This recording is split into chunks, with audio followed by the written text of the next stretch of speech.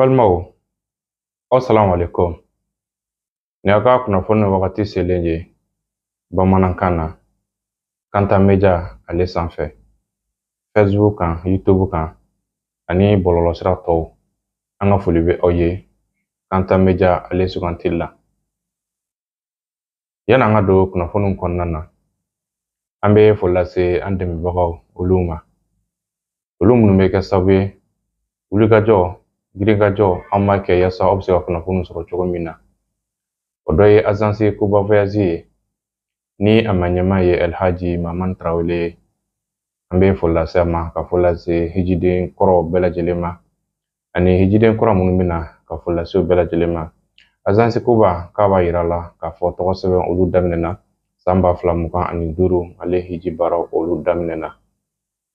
O kɔfɛ min ye Agence Duniya ye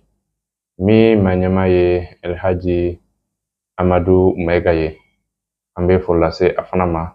ka foli lase a ka hijiden kɔrɔw ma ani hijiden kɔrɔ minnu bɛna nata ka na Agence Duniya na, foli k'a lase u bɛɛ lajɛlen ma. Agence Duniya k'a b'a ɲini hijidenw fɛ ka sanga ni san 2025 ale hijiw ye ko mɔgɔw k'u teliya u ka n'u tɔgɔw sɛbɛn Agence Duniya na. An balimaw, ni an bɔra yen, an ka serifukɛ Mohamed Fati Haidara ale ye fura min ni a bɛ kɛ sababu ye farikolo banaw olu bɛ se ka kɛnɛya cogo minnu na. Fura in de tɔgɔ ko Panacée d'Afrique. Panacée d'Afrique bana fura don min n'a sɛgɛsɛgɛlen don diɲɛ kɛnɛyasoba olu fɛ. Minnu b'a fɛ ka Panacée ɲini,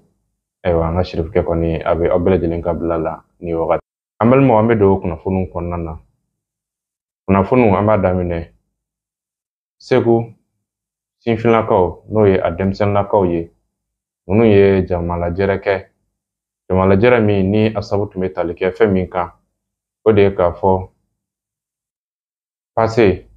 n'o ye dugu ni dugu musaka min ni karitigiw b'o minɛ maaw la ko ka dɔ bɔ o la. O y'a yira k'a fɔ ko musaka in ka ca kosɛbɛ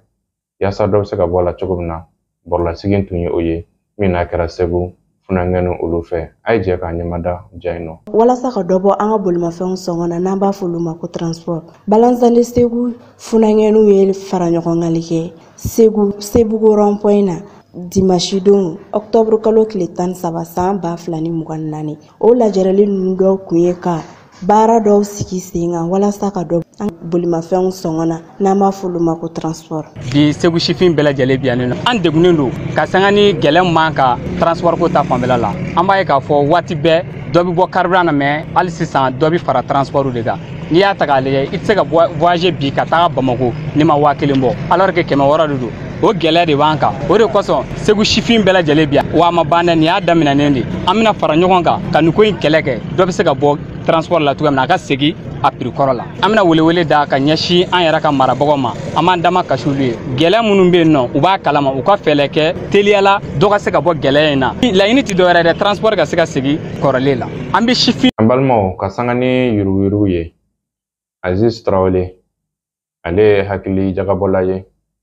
Hakilina ni miirilan b'a la ka sanga ni yuruguyurugu taabolo ye. Olu filɛ nin ye. Mɔgɔ fɛn fɛn bɛ yen b'a f'i ye k'a ye wari suɲɛ ka se miliyari 1 ma, o tɛ zo in bilen, o ɲɛngo de. Mali karamɔgɔ dɔ ko ten. O tɛ zo in. Ne y'a kuma partager tiɲɛ de don. O tɛ zo in bilen, o ɲɛngo de. Mɔgɔ ka miliyari suɲɛ. Mɔgɔ tɛ tigɛ wɔrɔn k'i tɛ dɔ bila i da o. N'i bɛ bolo bɛ wari la, i bɛ se ka fili ka dɔw don i da. Mais n'i bɛ tali kɛ, n'i ma ɲɛ tali kɔ. Mais n'i ma ɲɛ tali kɔ, ka tali kɛ fo ka tiɲɛni kɛ, o ye ɲɛngoya de, ne de y'a f'i ye. N'i ma ɲɛ tali kɔ, i bɛ girinman. Intérêt personnel de farafin mago sa. Tubabuw bɛ farafinna ci ka taa u fɛ yen dilan, mais u ti farafinna ci ka taa u yɛrɛ kelen dilan. An ka finitigilakaw ka kunnafonidi soba Dripa a ɲɛma Colonel Major Sulemani Danbɛlɛ don. Kalo o kalo ninnu bɛ kunnafonidilaw wele ni ka kunnafonidi kɛ. Nin kalo in na Dripa ɲɛma ye min sɔrɔ k'a fɔ olu filɛ. Il faut que Maliens k'a faamu. Kuma caman bɛ fɔ recrutement in na. C'est vrai, il y a eu salaud. Mangan kɛla recrutement in na, Dripa mɔgɔw yɛrɛ wulila ka taa directeur des services de santé des armées ka t'o bara a bɛ se ka ɲɛfɔli kɛ cogo min na jamanadenw bɛ se k'a faamu ko recrutement sɔrɔdasi cɛden ta a tɛ komi ni cɛden ka kɛnɛya o critères n t'a dɔn n b'a fɔ cogo min bamanankan na cɛden ta sariyaw ani adamaden yɛrɛ ka kɛnɛya sariyaw olu tɛ kelen ye an b'o kɛ critère fɛn fɔlɔ ye fɔlɔ e bɛ se k'a kɛ e ka kɛnɛ i golo la e b'a dɔn foyi t'i la e bɛ na ko cɛden fini ta ka di ye i bɛ na sɔrɔdasiw ka norme de bɛ yen i bɛ taa sɔrɔ e bɛ civiliya la i bɛ boli i bɛ ballon tan i bɛ basket kɛ i bɛ sport caman kɛ mais sɔrɔdasiya malgré e bɛ ballon tan i bɛ boli i bɛ basket kɛ i bɛ fɛn caman kɛ dogodogonin dɔw bɛ sɔrɔdasiya la n'u imposeli kan i bɛ lâcher parce que sɔrɔdasiya formation tɛ dɔrɔn physique ye la formation elle est psychologique elle est mentale elle est physique donc il faut que adamaden e ka na sisan e bɛ boli ka dans se bolinin de la pendant tout ce temps là que tu fais mais n'i nana sɔrɔdasiya la i bɛ taa sɔrɔ su i tɛ sunɔgɔ tile i tɛ sunɔgɔ i bɛ tila ka wuli sɔgɔmada joona fɛ ka 20 km boli est-ce que o ni civil boli ye kelen ye donc i bɛ taa sɔrɔ problème dɔ bi dusukun na mun tɛ se k'a kɛ i bɛ se ka sɔrɔdasiya taabolo lasabati o ye fɔlɔ ye filanan i y'a fɔ cogo min na sɔnni an ka se o ma caman b'a fɔ ko ne binna épreuve sportive la et pourtant ne kɛra premier donc ni épreuve sportive bɛ kɛ u bɛ mɔgɔw bila kulun de a bɛ se ka kɛ mɔgɔ 10 mɔgɔ 15 mɔgɔ 20 aw mɔgɔ 20 bɛ boli mɔgɔ 20 bolili groupe fɔlɔ groupe filanan groupe sabanan groupe naaninan i bɛ taa sɔrɔ groupe fɔlɔ o ka premier groupe filanan dernier mɔgɔw ka boliw tɛ kelen ye o dɔ b'a fɔ ne bolila ne kɛra premier a tɛ taa ten dɛ a bɛ boli cogo min na chronomètre de bɛ ta a bɛ boli e donna minute joli kɔnɔ par exemple a bɛ kɛ 8 kilomètres u bɛ terrain tour de kɛ avec cɛw musow ta c'est encore moins je sais pas cɛw ta ye 10 tours ou bien 12 tours je me rappelle pas mais musow ta o fana b'o duguma e bɛ se ka boli sisan e groupe de premier i bɛ taa sɔrɔ e premier e donna en 3 minutes groupe filanan i bɛ taa sɔrɔ o dernier o donna 2 minutes 58 e ye premier ye wa donc il faut que mɔgɔw k'o de faamu premier ya tɛ dɛ i bɛ boli ka se mun kɛ i bɛ don temps mun kɔnɔ o de bɛ ta donc an k'o bɔ a la i ye bana mun fɔ tan bi in na je ne suis pas la voix la mieux autorisée pour que ka a kuma fɔ parce que an ka dɔgɔtɔrɔw bɛ yen minnu bɛ se k'u da don a la ka walawala kosɛbɛ mɔgɔw b'a faamu cogo min na dɔw bɛ yen n'a fɔra k'u den bɛ et pourtant ne den tɛ foyi kɛ caman bɛ na i bɛ se k'an dɛmɛ n ko hey ne b'i dɛmɛ ka da dan dɔw de la mais n'i den man kɛnɛ n'a bɛ drogue ta ne se t'o la dɛ a bɛ san 2 bɔ bi an b'a san 2nan na parce que on a eu de mauvaises expériences dans les centres de formation ni mɔgɔ min bɛ drogue ta bɛɛ b'a dɔn k'a fɔ processus de bɛ yen mun bɛ se ka mɔgɔ drogue tala bɔ drogue ta la c'est à dire que a bɛ kɛ dɔɔni i nana sɔrɔdasiya la an t'a dɔn mais brusquement n'u nana drogue tigɛ la parce que n'i bɛ yen i tɛ se ka drogue ta o temps t'i bolo yɛrɛ i tɛ se k'a sɔrɔ a san t'a sɔrɔ temps t'i bolo fɛnɛ k'i bɛ drogue ta parce que aw ye o ye aw bɛɛ de bɛ ɲɔgɔn fɛ aw bɛɛ a bɛ se ka kalo 4 kalo 5 kɛ aw bɛ da ɲɔgɔn fɛ a bɛ wuli ɲɔgɔn fɛ a bɛ kungo kɔnɔ taama kɛ ɲɔgɔn fɛ drogue ta t'an b'e bolo wa donc n'e ma se ka drogue ta a bɛ na ni mun ye a bɛ na ni dépression de donc o de kɔlɔsi la recrutement ninnu na donc a bɛ san 2 bɔ bi jamana ɲɛmɔgɔw ko cɛden foyi tɛna cɛden t'a la ni i ma test drogue kɛ k'a lajɛ ni drogue b'i joli la ou bien n'a t'i joli la a ma se ne k'an da don o la bɛɛ bɛ an ka denmisɛnninw bɛɛ bɛ an ka sifinnakaw taabolo dɔn bi bi in na donc a yamaruyalen don ne kɔni ne man k'an da don a la mais n b'a fɔ a k'a lase k'a fɔ on a aujourd'hui un problème de santé publique au sein de la jeunesse malienne mun bɛ ka ye bi n'a continué la 100 ans 120 san 30 kɔnɔ an t'a dɔn malien den bɛna kɛ cogo min na donc il faut que parents il faut que kɔrɔw il faut que dɔgɔw an ka wuli k'an jɔ an ka dɔn k'a fɔ taabolo mun b'an ka sifinnakaw bolo bi a man ɲi caman bɛ drogue ta dɛ an ye jateminɛ kɛ k'a fɔ dɔw yɛrɛ bɛ drogue san ka di u denw ma den diyaɲɛ kama donc jɔn y'i den détruire i yɛrɛ de don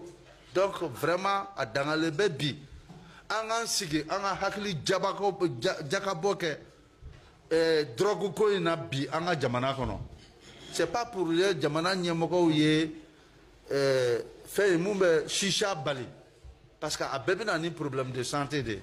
drogue fana drogue balilen don o balilen don donc shisha fana nana fara kan mais hali bi o fana b'a la problème wɛrɛ bɛ yen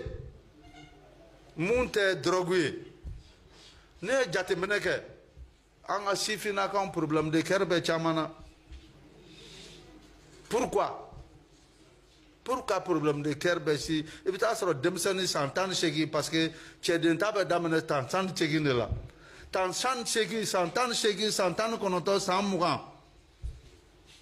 dusukunbana b'o la o bɛ se ka kɛ mun ye ne tɛna n da don o la mais a ye hakili jagabɔ kɛ o fana c'est un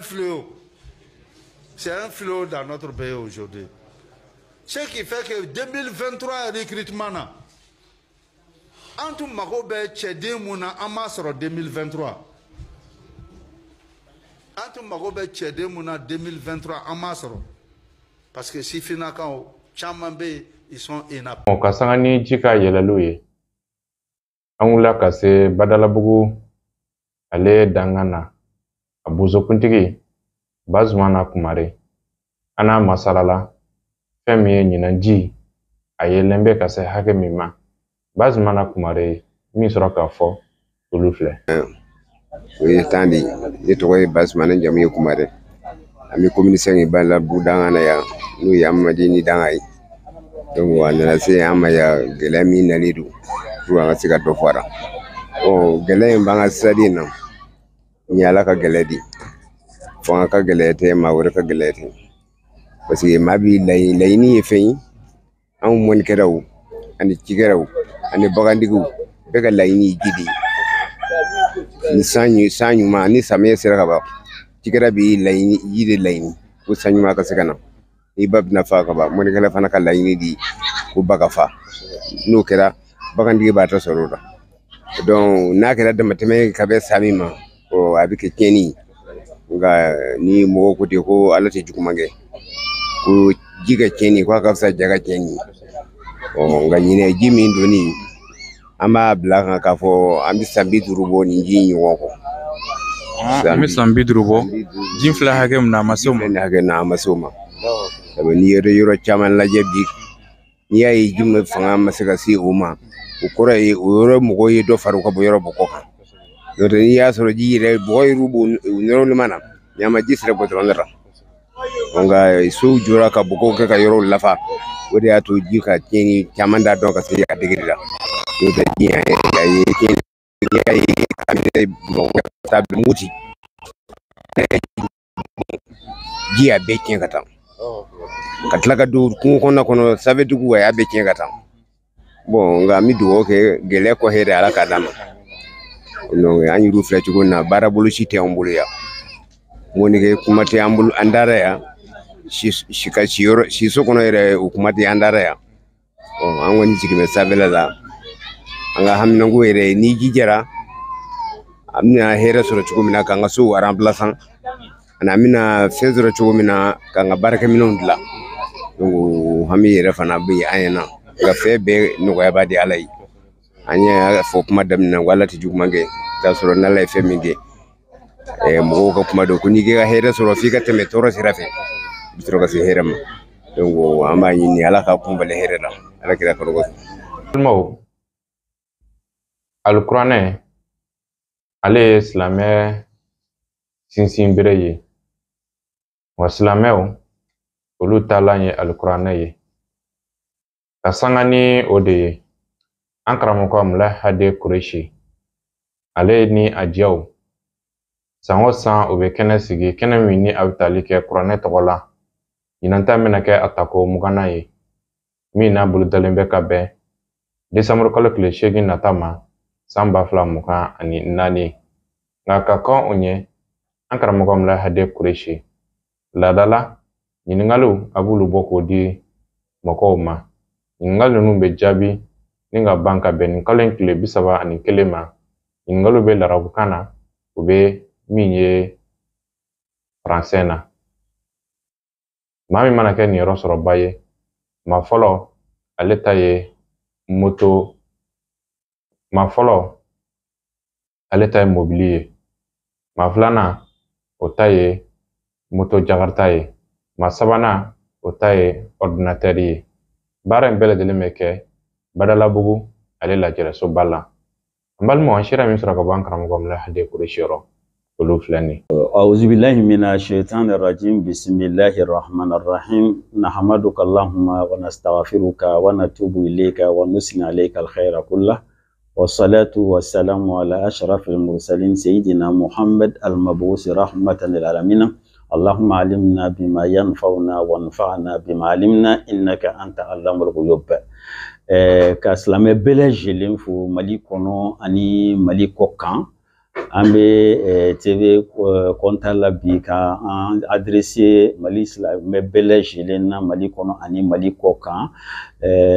n'o de ye événement ba dɔ natɔ don an bolo ni an ka 20e édition ye n'o ye kuranɛ ka kɛnɛ ye la journée du Saint Coran jateminɛw kɔfɛ an y'a sɔrɔ k'a fɔ fɛn fɛn n'a ka bon hadamadenya bolo a ye don sigi a la diɲɛ fête nationale bɛ yen nɔ environnement taw bɛ yen baganw ta bɛ yen bɛɛ lajɛlen ta bɛ yen mais an catholique min ye kuranɛ ye an nana sɔrɔ don t'o la o de y'a to afa ka sun cɛba n'a musoba bɛɛ lajɛlen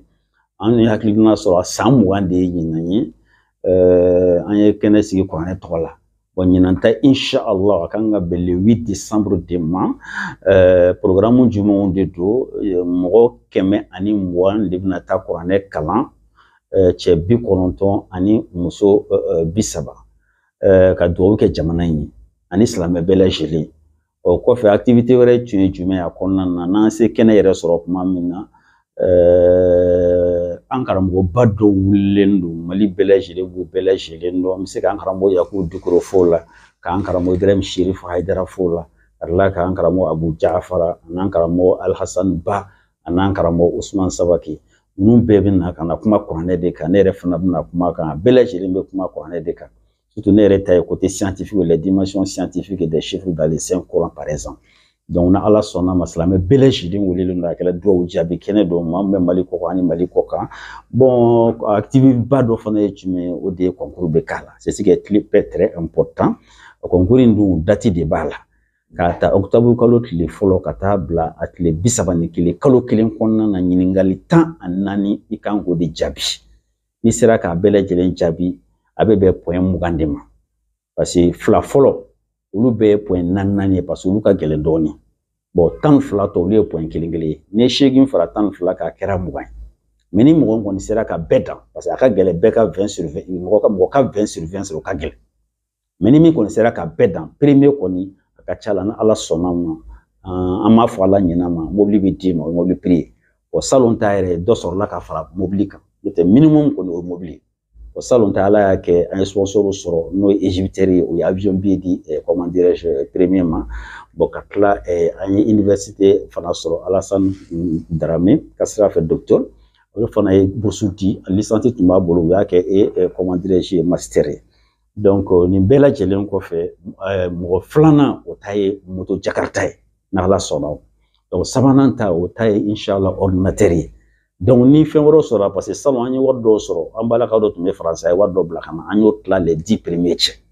a faamuyara donc o de don Ala sɔgɔ bonya b'a la donc ni mɔgɔ kɔni b'a fɛ ka participer concours in na hali à travers ɲɛta baarakɛla bɛɛ lajɛlen télé ni radio n'i y'u wele dɔrɔn PDF la u bɛ se k'a ci ma wa n'i yɛrɛ fana sera ɲɛta yɛrɛ la fana a photocopie kɛlen bɛ k'a bila u fɛ en français et en arabe n bɛ segin a kan dɛ tubabukan ani arabekan bon donc et puis c'est un concours international sur le Coran. Le concours est un concours international scientifique sur le Coran. Donc, bɛɛ bɛ se ka participer a la. Donc, o de don Ala sɔgɔ bonya b'a la. Aw n'a don fana n'Ala y'o yira an kɛnɛ na, a ɲinilen bɛ silamɛ bɛɛ lajɛlen fɛ bɛɛ ka taa palais la. N bɛ segin a kan palais la le 8 décembre. Kɛnɛba in bɛna sigi yen. Bon, ɲinan ta particularité yɛrɛ ni Ala sɔnna a ma. An balima mun komi an bɔra ka caravane dɔ kɛ Côte d'Ivoire jamana na sisan, layidu dira an ma k'a fɔ k'u bɛna na ɲinan ta la. Donc a ka ca la n'Ala sɔnna ma dunanw bɛna bɔ Côte d'Ivoire ɲinan ta la ka na. Donc Côte d'Ivoire kaw welelen don an ka cellule bɛ fɛn États-Unis fana Amérique État duuru in na n'o ye New York ye ani Philadelphie ni Maryland ani Washington ani si genre donc ninnu bɛɛ lajɛlen an bɛ bɛɛ lajɛlen Paris fana an ka représentants bɛ yen nɔ an ka cellule bɛ yen nin bɛɛ lajɛlen welelen don ni min sera ka kɛnɛ sɔrɔ a bɛ diya n ye donc ka bɛɛ fo ka bɛɛ waleɲuman dɔn n bɛ segin a kan a dabɔkun belebeleba de ye